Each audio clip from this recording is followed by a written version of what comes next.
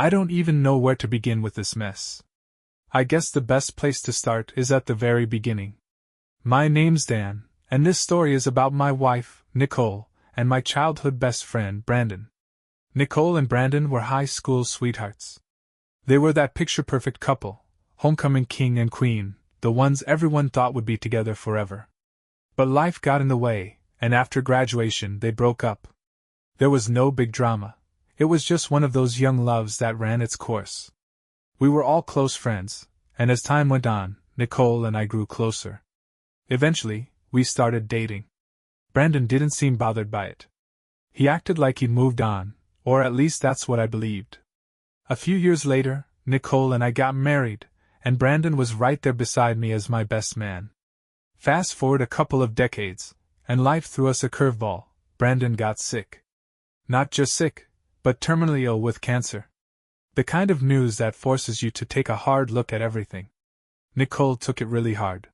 She insisted that we step up and help him, that we couldn't let him face this alone. I agreed without hesitation. He was my best friend, after all, of course, we'd be there for him. Looking back, I should have noticed the red flags. Nicole started spending more and more time with Brandon. At first, it made sense, he needed a lot of help. But then she began staying over at his place overnight. She'd come home late, looking exhausted, and tell me she was too tired to drive back sooner. Whenever I asked questions, she'd brush me off with, "Dan, he's dying. Can you not make this about you?" It was all the little things, too, the way she'd dress up before heading to his place, the way her phone was always on silent, the way her face would light up whenever he texted her. I started feeling like I was losing my mind, but I kept telling myself, "He's sick. Don't be selfish." I should have trusted my instincts. Then Nicole got pregnant. At first, I didn't think much of it. We already had a daughter, Madison, and we'd talked about maybe having another baby someday. But something just didn't feel right.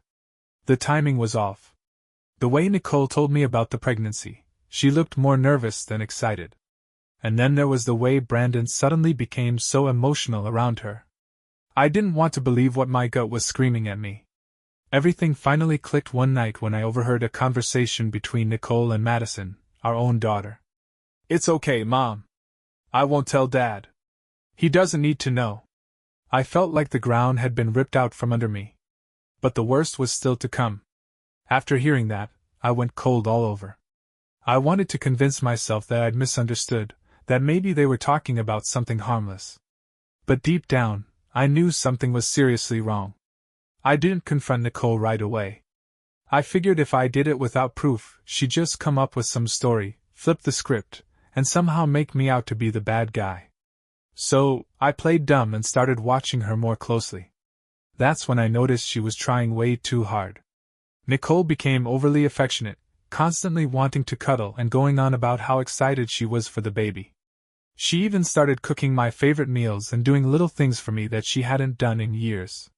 It all felt off. Like she was trying to cover something up. It felt like she was trying way too hard, like she was overcompensating for something. And Madison, she couldn't even look me in the eye. The guilt was written all over her face. I needed answers, and I needed them fast. I ended up doing something I never thought I'd do. I went through Nicole's phone. She was in the shower, and her phone was just sitting there on the nightstand, no passcode or anything. It was almost like she wanted me to find it. My hands were shaking as I scrolled through her texts, and then I found them, her messages with Brandon. "Nicole, he's starting to ask questions. I don't know how much longer I can keep this up. Brandon, just a little longer. He doesn't need to know. We did what we did out of love. He'll understand one day. Nicole, I just hope he never asks for a DNA test." My stomach dropped. I don't remember much after that. I just remember sitting there, staring at the screen, feeling like my entire world had just gone up in flames. She knew. She knew the baby was Brandon's, and she'd been lying to my face for months. Even worse, she was willing to let me raise another man's child just because she thought it was the compassionate thing to do for a dying man. I was done playing dumb. That night, I walked into the bedroom, threw her phone on the bed, and said, So, how long were you planning on lying to me? Her face went pale. She didn't even try to deny it. I saw the exact moment she realized she was caught. No more sweet talk, no more guilt trips, no more excuses. Her voice shook as she tried to play innocent. What are you talking about, Dan? I picked up her phone, pulled up the messages, and read them out loud. Every single word, slowly and deliberately. By the time I finished, she was shaking. Dan, please, it's not what you think. I actually laughed. I couldn't help it. The audacity of that sentence was unbelievable. Not what I think. So you didn't sleep with Brandon? You didn't get pregnant by him? You weren't planning to let me raise his kid, pretending it was mine the whole time? She broke down, full-on dramatic sobs, hands covering her face. But I wasn't falling for it. I'd seen her cry before. This wasn't guilt, it was fear. She wasn't upset about what she did, she was terrified of the consequences. And then, out of nowhere, Madison burst into the room. Dad, stop! I turned to look at her, completely blindsided. She was crying too. Then she looked at her mom and said, Just tell him. That's when it hit me, Madison had known all along. I looked back and forth between them, struggling to breathe. How long have you known, Madison? She wiped her tears and said, Since before Mom even told you she was pregnant. I thought my heart couldn't break any more than it already had.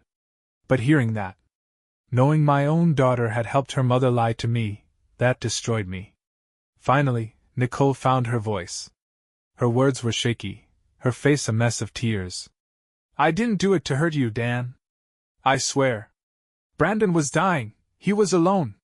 We got caught up in the past. And then when I found out I was pregnant, I thought. Her voice broke. I thought it would be easier if you believed the baby was yours. I looked at her, completely numb. Easier for who? She sobbed harder. For everyone. For me, for you, for the baby, for Brandon. He didn't have much time left, and I didn't want him to die feeling like he had nothing left in this world. I felt sick. So, what was I then? Just some clueless fool you could use? Some guy who'd pay for and raise another man's kid just to make Brandon's final days easier? She didn't answer because she knew that's exactly what she'd planned. I looked at Madison, my own daughter. And you were okay with this? She wiped her tears, her voice trembling. I didn't want to see Mom hurt.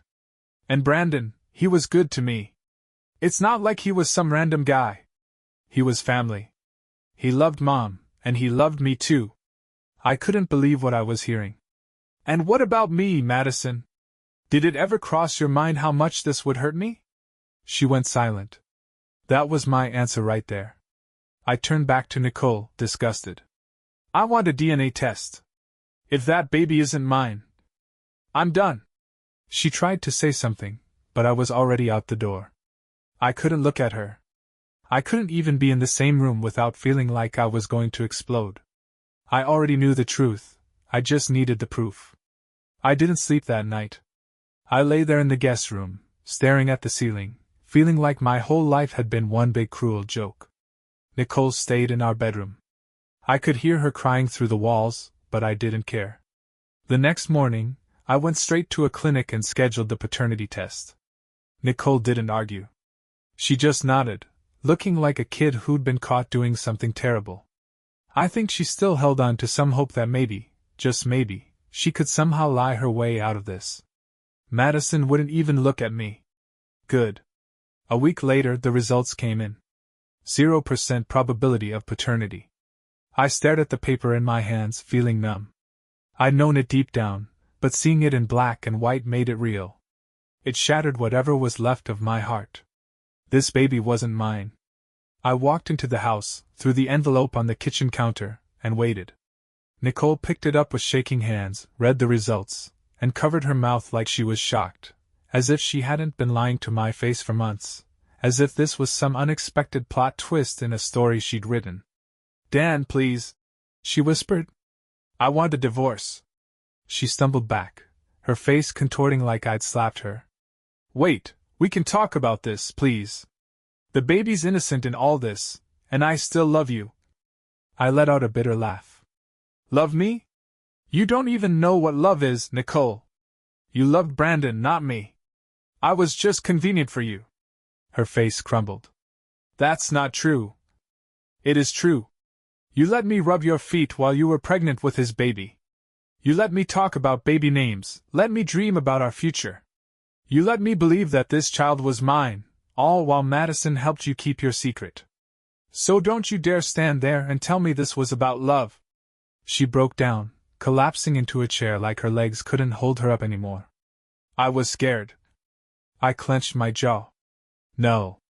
You were selfish. For the first time, she didn't argue. Just then, Madison walked in, her eyes wide as she saw her mother falling apart. She looked at me like I was the villain.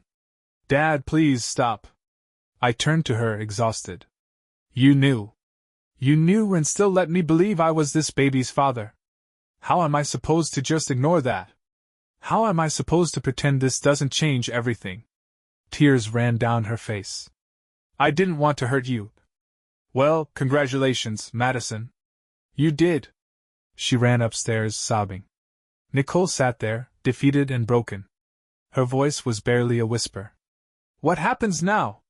I took a deep breath, fighting to keep my anger from boiling over. Now you have your baby. But you raise it alone. I'm done. And with that I walked out. There was nothing left to say. I moved out that night without saying much. I didn't pack a lot, just threw some clothes into a duffel bag, grabbed my keys, and left with whatever dignity I had left. Nicole was a wreck, sobbing and begging me to talk to her, but I was done. I didn't have any words left for her. She had a week to sort out her next steps because I was filing for divorce. I could barely stand to look at her. Madison stood by the stairs, her eyes red and swollen. I half expected her to say something, maybe try to explain herself, or even apologize. But she just stood there silent. And honestly, even if she had spoken up, I don't think I would have listened. I crashed at my buddy Jake's place for a while, just trying to process everything. But Nicole wouldn't leave me alone. First, the texts started coming in. Dan, please, we can fix this. I made a mistake, but we can still be a family. I love you. I don't want to lose you. The nerve of her. She wasn't sorry she cheated. She wasn't sorry for lying or for trying to trick me into raising Brandon's child. She was just sorry she got caught. I ignored every message. Then the calls started. At first I let them ring through, but when she began leaving voicemails, long, emotional pleas about how she never meant for any of this to happen, I blocked her number. But that didn't stop her. A few days later, while I was out getting dinner with Jake, my phone started buzzing again. This time, it was her family. Her mom was first. Dan, she's sorry. She made a mistake, but she loves you. Then her sister joined in. Come on, man. Brandon's dead. Can't you just forgive and move on? I almost laughed at that one. Forgive and move on? Like Nicole's affair and lying about her pregnancy were the same as forgetting to do the dishes. Like I was the villain for not wanting to raise another man's child. I didn't bother replying. Then came the text I wasn't ready for. Dad, please talk to me. I didn't mean to hurt you. It was from Madison. I stared at the screen, feeling like someone had just punched me in the gut. My own daughter. The little girl I had loved, raised, and sacrificed so much for. The same daughter who had looked me in the eye for months and lied to me. I wanted to believe that Nicole had manipulated her, guilt her into keeping quiet. But deep down, I knew the truth. Madison made her choice. She chose her mom. She chose the lie. And she expected me to just accept it. I didn't reply. I couldn't. Instead, I blocked Nicole's number, put my phone on silent, and sat back down at the table. Jake didn't ask what was going on, and I was grateful for that. I just picked up my drink and stared at the table, letting the weight of everything sink in. For the first time in months, I felt a strange sense of peace. The next morning, I went straight to my lawyer's office and filed for divorce. No dramatic confrontation, no second chances, just got the paperwork started. Nicole must have figured out what was happening because she called me at least 10 times that day. But I didn't pick up. She wanted to talk? She'd had months to come clean. She could talk to my lawyer now. It didn't take long for the news to spread. Nicole must have gone into full panic mode because, all of a sudden, people I hadn't heard from in years started crawling out of the woodwork. They were all eager to tell me I was being too harsh. Her mom called again, saying Nicole was devastated and that she just made one bad decision, like she had accidentally tripped and fallen onto Brandon. Then came her friends, most of whom never had much to say to me before, now acting like my emotional well-being was their personal responsibility. She was just trying to be there for a dying man, Dan. She didn't want to hurt you. She thought she was doing the right thing. That one really got to me. The right thing? The right thing would have been not cheating. The right thing would have been telling me the truth, not planning to have me raise another man's child. The right thing would have been keeping Madison out of her mess instead of dragging her into it, and turning her against me. After the first few messages, I stopped responding. It didn't matter what anyone said, Nicole had chosen to betray me, and there was no coming back from that. But no matter how hard I tried to block it all out, I couldn't stop thinking about Madison. I wanted to talk to her. I wanted to believe that Nicole had manipulated her, that maybe there was still hope of fixing our relationship. But every time I thought about it, I remembered that night. I remembered the way she looked at me when I confronted Nicole, the way she cried but never once apologized. 2 weeks later, Nicole showed up at Jake's place. I came home from work exhausted, only to find her sitting on the porch, looking like she hadn't slept in days. The second she saw me, she jumped up. Dan, please, just talk to me. I should have walked right past her. I should have ignored her completely. But something about the way she looked stopped me in my tracks. She didn't look angry or manipulative this time. She just looked desperate. Like an idiot, I sighed and sat down on the steps. You've got 5 minutes. She took a shaky breath. I know I messed up. I know I hurt you. But Dan, we've been together for 20 years. We have a family. You can't just throw all of that away. I clenched my jaw. I didn't throw anything away. You did. She wiped at her eyes. It was a mistake. I shook my head. No, Nicole. A mistake is forgetting to pay a bill.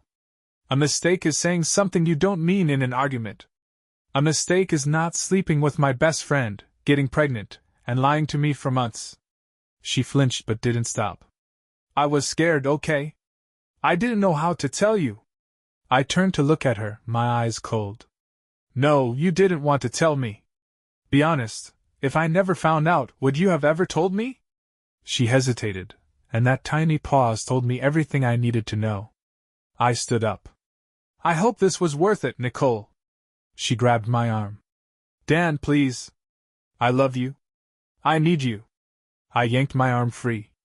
You needed me to clean up your mess. And I'm done. She broke down, sobbing, but I didn't stick around to watch. I walked inside, locked the door, and let her cry outside until she finally gave up and left. I thought that was the last time I'd ever see her. But Nicole wasn't done yet. A week passed, and I started to believe she'd finally accepted reality. The text had slowed down, and for the first time since my life fell apart, I felt like I could breathe again. Then one night, Jake and I were on the couch, watching TV, when there was a knock at the door. Jake sighed, getting up. Man, if that's Nicole again, I swear. Before I could stop him, he swung open the door. But it wasn't just Nicole standing there. Madison was with her. It felt like someone had punched me in the gut.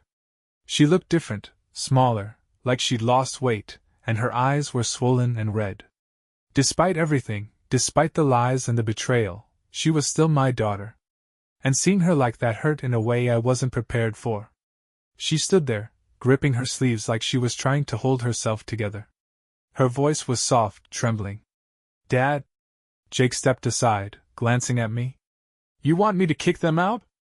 I sighed, feeling the weight of everything settle on my shoulders. No. I got it. He hesitated, concern etched on his face, but then he nodded and headed to the back of the house, giving me space to deal with this mess. I stepped outside, keeping my arms crossed, my posture rigid. What do you want, Nicole? She didn't answer right away. Instead, she nudged Madison forward. She wants to talk to you. Madison's lip trembled. I'm sorry, Dad. I exhaled, rubbing my hand over my face. Sorry for what? She flinched at the sharpness in my voice. For not telling you. For hurting you. I wanted to believe her. I wanted to pull her into a hug and pretend none of this had ever happened. But I couldn't. Not yet. Why did you do it, Madison? My voice came out rougher than I intended. Why did you lie to me? Her gaze dropped to the ground. Mom said it was the right thing to do. She said you'd understand one day. I let out a bitter laugh. Oh, yeah?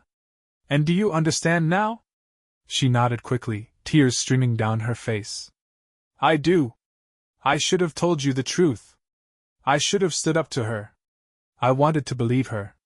I really did. But the betrayal still sat heavy in my chest, an ache that wouldn't go away. And now you're here because you feel bad?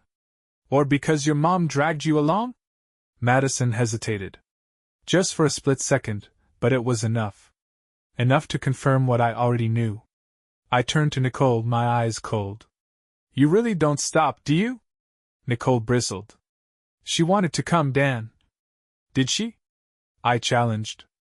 Or did you tell her that if she cried enough I'd forgive you? Her face hardened. You act like I don't regret this. Like I don't cry myself to sleep every night. I scoffed. Good. You should. Her jaw clenched, but she forced herself to stay calm. Dan, I know you're angry, but we still have a family. Madison still needs her father. I shook my head, my patience wearing thin. Don't use her to get to me. If Madison wants a relationship with me, that's between us, not you. Madison wiped at her eyes. I do, Dad. I miss you. Something cracked inside me then. I missed her too. But I couldn't just let this go. I need time, Madison. I don't know if I can just act like everything's fine. She nodded, looking heartbroken, but she didn't argue. She understood. Nicole let out a heavy sigh, her shoulders slumping. So that's it? You're just done with us? I looked her straight in the eyes. With you? Yeah. I turned back to Madison, softening my voice. But I'm not closing the door on you. We'll figure this out, without your mother. Nicole flinched like I'd slapped her. Like that hurt more than anything else I'd said. But I didn't care. Not anymore. Without another word, I turned and walked back inside, shutting the door behind me. For the first time since this nightmare started, I felt like I was finally taking my life back. The days that followed were quiet. Too quiet. No texts from Nicole. No more guilt trips from family members. Even Madison kept her distance. And honestly, I was okay with that. I needed time to clear my head, to figure out what my life even was now. Then, out of nowhere, Jake came into the living room one evening, his face pale as he held his phone. Dude, you're not gonna believe this. I barely looked up. What now? Jake hesitated, then handed me his phone. Nicole posted something. I took it, my curiosity quickly giving way to anger as I stared at the screen. It was a long, dramatic Facebook post, one of those self-pitying. I never thought I'd be in this position. Rants designed to pull on heartstrings. But that wasn't what made my blood boil. It was the picture she posted with it, a sonogram. The caption read, "No matter what happens, this baby is a blessing." I could already see the comments flooding in, her friends and family eating it up. You're so strong, Nicole. That baby is lucky to have you. Dan will come around. He just needs time. I clenched my jaw so hard my teeth hurt. Jake sat down next to me, watching my reaction carefully. She's trying to control the narrative, man. Yeah. I muttered, tossing his phone back. I see that. I should have seen this coming. Nicole always cared about appearances, about making sure people saw her as the victim, the saint who could do no wrong. And now, since she couldn't guilt me into staying, she was doing the next best thing, making me look like the villain. Jake raised an eyebrow. You gonna say something? I thought about it. I wanted to blast the truth in the comments, to expose her lies and let everyone know exactly what she did. but then I exhaled, shaking my head. No. Let her play her games. I don't care what strangers think. Jake nodded, but I could tell he was itching for me to fight back. Maybe a part of me wanted to as well, but I wasn't going to waste any more of my energy on Nicole. She wasn't my problem anymore. But as much as I tried to ignore it, that post stirred something ugly inside me. Because the truth was, I did care, not about what her friends thought but about the fact that Nicole still had control over my life in some way. She had shattered my trust, destroyed my marriage, and even now, she was still trying to manipulate the narrative. I wasn't about to let that happen. The next day, I called my lawyer. I want full separation. No ties, no lingering connections. I want her completely out of my life. My lawyer agreed, and we moved quickly. The house? She could have it. The cars? I didn't care. All I wanted was my freedom, and Madison. That was the one thing I wasn't backing down on. Nicole could rewrite the story all she wanted, but I wasn't going to let her take my daughter away from me. The divorce process moved fast after that. I made it clear from the start, I wasn't fighting for the house, the savings, or any of the material things. I just wanted to be done. But when it came to Madison, that's where I drew the line. Maybe Nicole thought I'd walk away from Madison just like I walked away from her. But she was wrong. The moment I filed, I made sure I had solid legal grounds to maintain my relationship with my daughter. I wasn't about to let Nicole use her as a pawn. I braced myself for a fight, expecting Nicole to pull out all the stops, more sob stories, more manipulation. But surprisingly, she didn't contest it. Maybe she knew she didn't have a leg to stand on. Maybe she figured Madison wouldn't want anything to do with me after everything. Either way, she didn't fight me on custody. The only problem? Madison barely reached out. I gave her space, thinking she just needed time to process everything. After all, her world was upside down too. But days turned into weeks, and the silence stretched longer. It was like she had just disappeared. I kept waiting for her to call, to text, to show up on my doorstep and say she was ready to talk. But it never happened. She was my daughter, my little girl. I had watched her take her first steps, taught her how to ride a bike, stayed up with her through fevers and nightmares. And now she was gone, just like that. The days blurred together. I went to work, came home, crashed on Jake's couch, and repeated the cycle. But every night, when the house was quiet, the weight of it all came crashing down. I had lost Nicole. I had lost my family. But losing Madison, that was a wound that wouldn't heal. Then, one evening, Jake came into the living room, his face pale as he held his phone out to me. "Dude, you're not gonna believe this." She didn't know how to be around me anymore, and honestly, I couldn't blame her. One night, after weeks of nothing, I finally caved and sent her a message. "Hey, just checking in. I know things are weird right now, but I'm still here. Let me know when you want to talk." Hours passed with no response. I tried not to look at my phone, but I couldn't help it. Finally, just before midnight, my screen lit up with her reply. I don't know what to say. I stared at those words for a long time, my chest tightening. I wanted to fix this, but I didn't know how. Finally, I replied, "Say anything. I just want to hear from you." For a moment, 3 little dots appeared on the screen. Then they disappeared. Then they came back, and vanished again. Nothing. She never answered. That's when it really hit me. Madison might have been my daughter, but she wasn't a little kid anymore. She had made her choice. When it mattered most, she had sided with her mother. And maybe, just maybe, she wasn't ready to face what that meant. I wasn't going to beg. I'd spent too long being the one who cared more, who tried harder. So I left the ball in her court. If she wanted me in her life, she knew where to find me. But I wasn't going to keep chasing after someone who had already decided I wasn't worth the truth. As much as it hurt, I had to accept that some things, some people, just couldn't be fixed. Weeks turned into months, and life slowly started to feel normal again. Or at least as normal as it could after having my entire world flipped upside down. The divorce was finalized. Nicole got the house, and I moved into a small apartment across town. It wasn't much, but it was mine. No ghosts of betrayal haunting every room. No forced smiles. No lies. Just me, starting over. Madison still kept her distance. I reached out a few more times, nothing too serious. Just checking in, letting her know I was still here. Sometimes she'd respond with a short, "Hey, I'm good." Other times, I got nothing at all. It hurt like hell. But I wasn't going to force her. Maybe one day she'd realize I was the parent who never lied to her.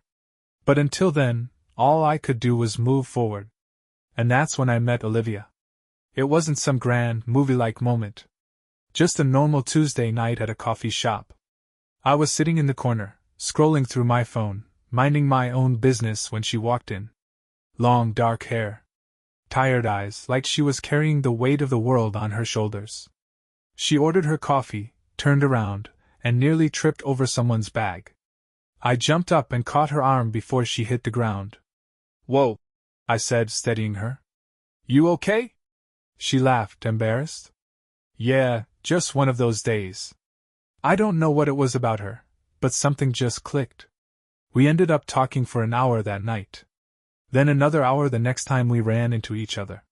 Before I knew it, we were seeing each other every week. Olivia had been through her own hell, a bad marriage, a husband who broke her trust in a way eerily similar to what Nicole did to me. She understood the kind of pain I carried because she carried it too.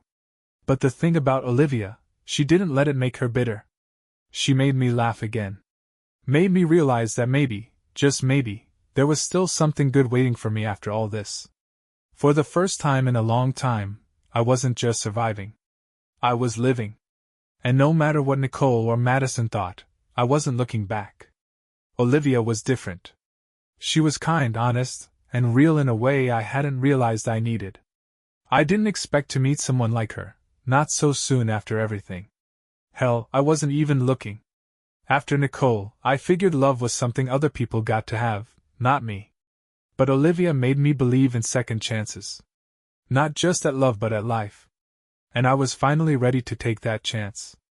I had my chance, and it blew up in my face.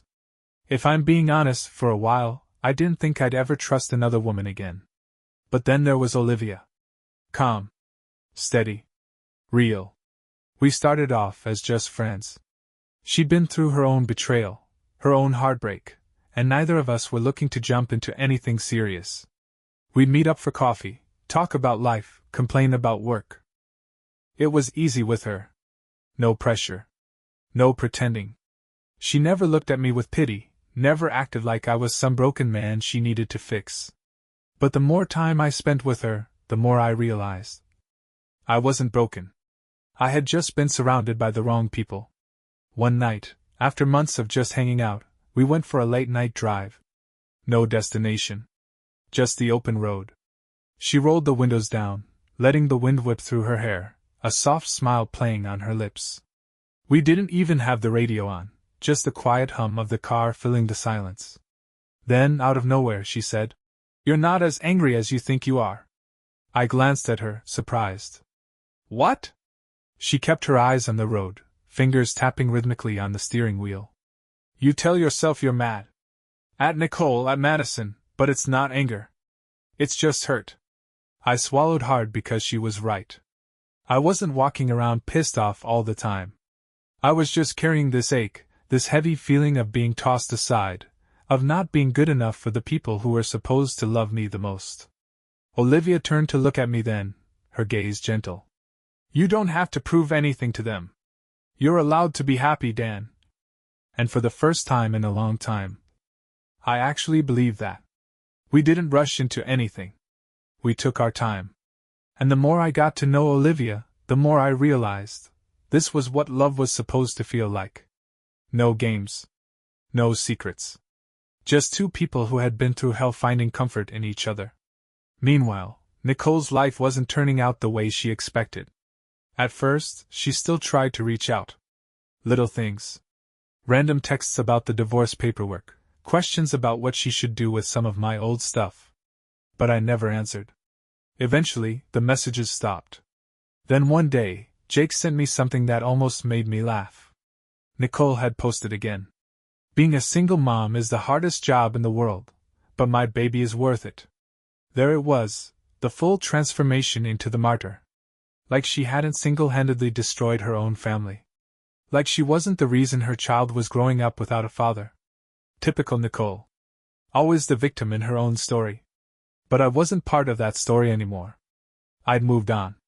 And for once, I was okay with letting her play the martyr if it meant I could finally be free.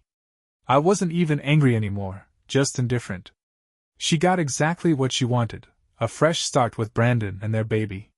But from what I'd heard through the grapevine, it wasn't the happy ending she had envisioned. She never remarried. The life she had pictured, the one where I forgave her, where we somehow worked things out, never happened. And Madison? She stayed distant. Every now and then, she'd send me a text, but it never went beyond small talk. She never asked to meet, never really tried to mend things between us. Eventually, I stopped reaching out too. Because the truth is, people show you where they stand. Madison made her choice, and I had to make mine. Years passed, and my life with Olivia flourished. We traveled, built something real, something strong.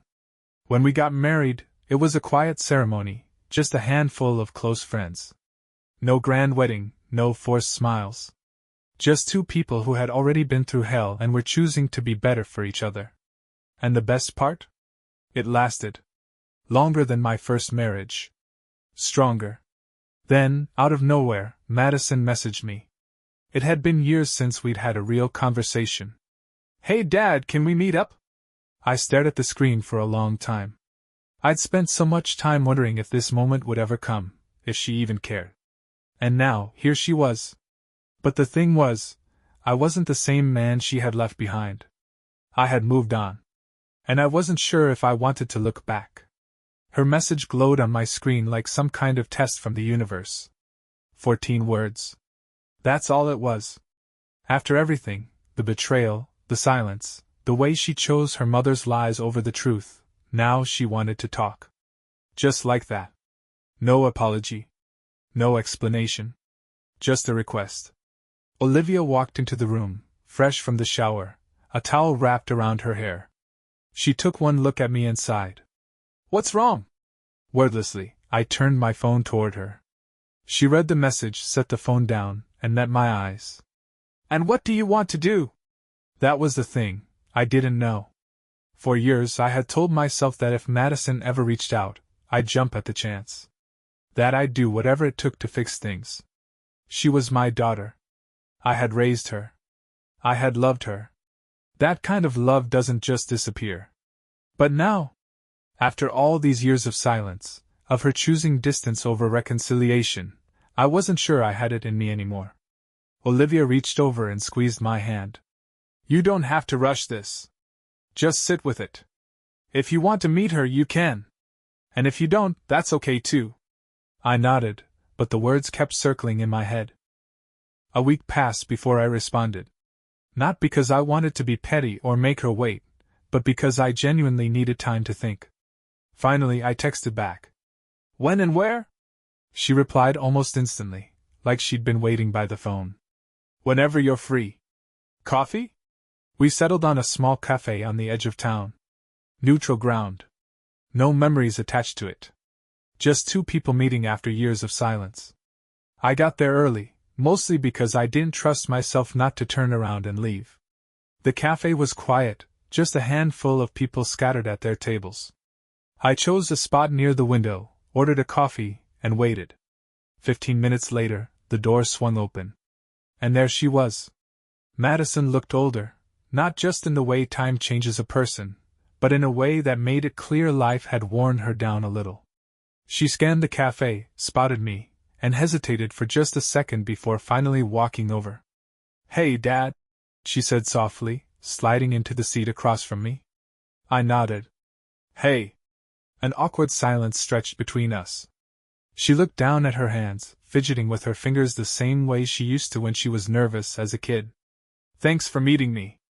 I took a sip of my coffee. "You asked, so I came?" She winced like the words stung.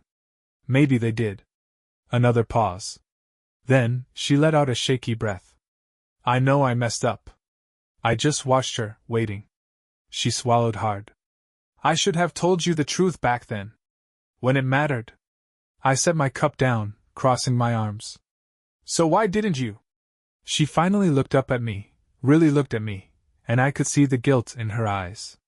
Because Mom made me believe it was the right thing to do, she admitted. She told me you'd never understand. That you'd overreact. That you'd leave us. I let out a humorless laugh. And what do you call what she did?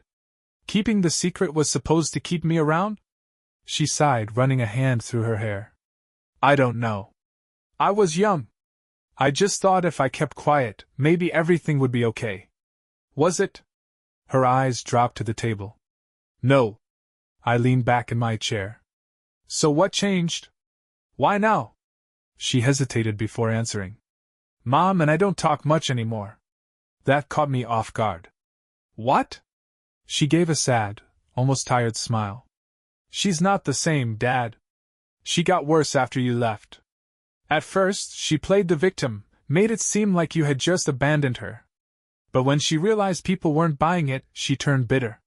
She started blaming me for everything, keeping the secret, losing you, not helping her fix things.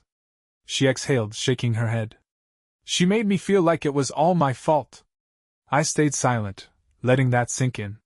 For years I had assumed Madison was happy by her mother's side, convinced I was the bad guy. I never imagined Nicole had turned on her too. Madison picked at a napkin in front of her. It took me a long time to see it. To realize she's not the person I thought she was. She looked up at me, her voice small. I miss you, Dad. A lump formed in my throat. For so many years I had convinced myself she was lost to me forever. And now, here she was, sitting across from me, looking at me with the same scared expression she used to have when she was little, when she'd reach for my hand because she needed reassurance.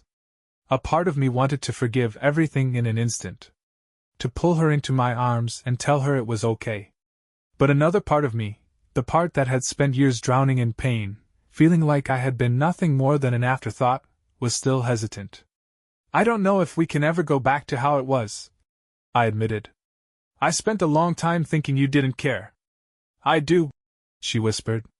I always did. I was just too afraid to face it. Another pause. Then she cleared her throat. I don't expect everything to be normal overnight. I want to try.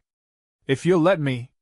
I studied her for a long moment, searching for any sign that this was just guilt, that it was just another attempt at fixing the past without truly meaning it. But all I saw was sincerity. Finally, I nodded. All right. Her face lit up with relief. Okay. It was a small step, a cautious one. But it was still a step. Madison and I didn't rebuild our relationship overnight. It was slow, careful. Coffee meetups turned into phone calls. Phone calls turned into dinners. There were still gaps, still wounds that hadn't fully healed. But she was trying. And so was I. As for Nicole, she never changed. Never apologized. Never took responsibility. And the more Madison saw that, the more she distanced herself. I never wasted another second on my ex-wife. I had Olivia. I had a real marriage this time, one built on trust, not lies. And I wasn't about to waste another moment on someone who had proven, over and over, that she didn't deserve me. Madison stood by my side when I married Olivia. She met Olivia's family, became part of something healthy for the first time in years. And slowly, piece by piece, I realized something. I had won. Not in the way Nicole thought winning worked. It wasn't about revenge. It wasn't about making her suffer. I won because I healed. Because I built something better. Because at the end of the day, love built on lies will always fall apart. And real love, the kind that lasts, doesn't need deception to survive. Years passed, and the life I built with Olivia became something I once thought was impossible, peaceful, genuine, free of secrets, lies, or that constant weight of wondering if the person beside me was hiding something. With her, love wasn't an obligation. It wasn't something that had to be earned or proven over and over again. It was just there, steady, unwavering, growing stronger every day. She made me laugh. She listened. She didn't keep me on edge, waiting for the next betrayal. She was safe. And I didn't realize how much I needed that until I had it. We built a life together, not one focused on fixing old wounds, but on starting fresh. We traveled. We worked on ourselves. We supported each other's goals without competition or resentment. It was the kind of love I had always assumed was meant for other people. But it was real. And it was mine. Then, one day, something happened that I never saw coming. Olivia and I were at home, sitting on the back porch, watching the sun go down. She was sipping tea, legs tucked up under her, the golden glow of the sunset making her look even more beautiful than usual. She turned to me, her eyes soft, a small smile playing on her lips. "Do you ever think about having kids again?" I froze. For the longest time, I had told myself that chapter of my life was closed. The idea of starting over, of raising a child after everything I'd been through, had felt impossible. For years, whenever I even thought about fatherhood, all I could see was Madison, the little girl I had adored, the teenager who had lied, the woman who had eventually found her way back to me. But now, looking at Olivia, the answer came surprisingly easy. "Yeah," I said, my voice quieter than I expected. "I do." And just like that, a new chapter began. A year later, Olivia and I welcomed our son into the world. Holding him for the first time, I felt something I hadn't felt in years: hope. Pure, unshaken hope. This time, there were no doubts, no betrayals lurking in the shadows. Just a tiny, innocent life in my arms, looking up at me like I was his entire world. And for the first time in a long time, I believed that I was worthy of that kind of love. Madison came to visit not long after. By then, our relationship had gotten better, not perfect, but steady. She had worked hard to show me she was truly sorry, and little by little, I had let her back in. When she saw her little brother for the first time, she smiled in a way I hadn't seen since she was a kid. "He's perfect," she whispered, reaching out to touch his tiny fingers. I watched her carefully, wondering if she felt replaced. If seeing me with a new family, a new child, hurt in some way.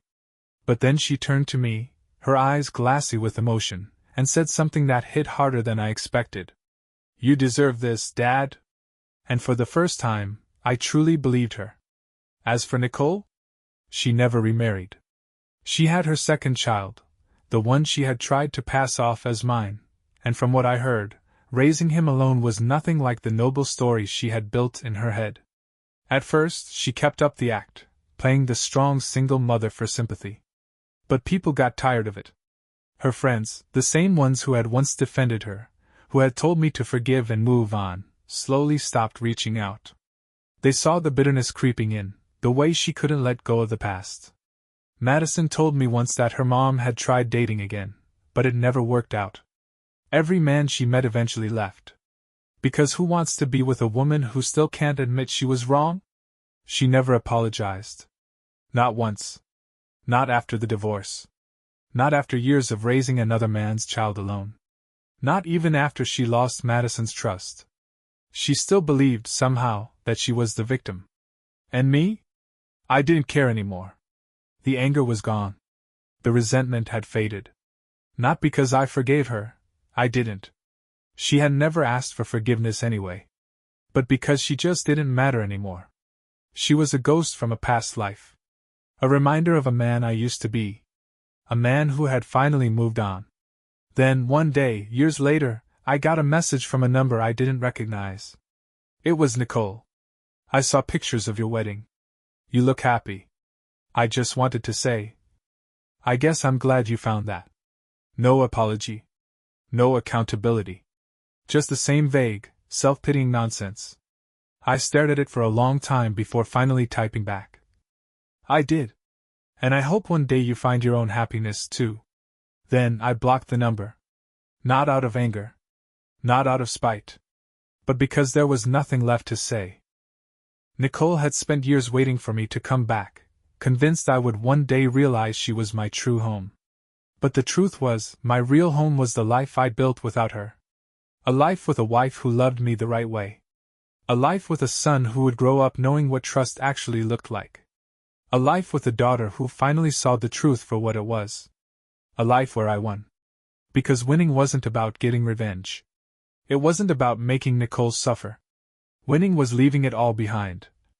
And never looking back. Frescont channel, subscribe.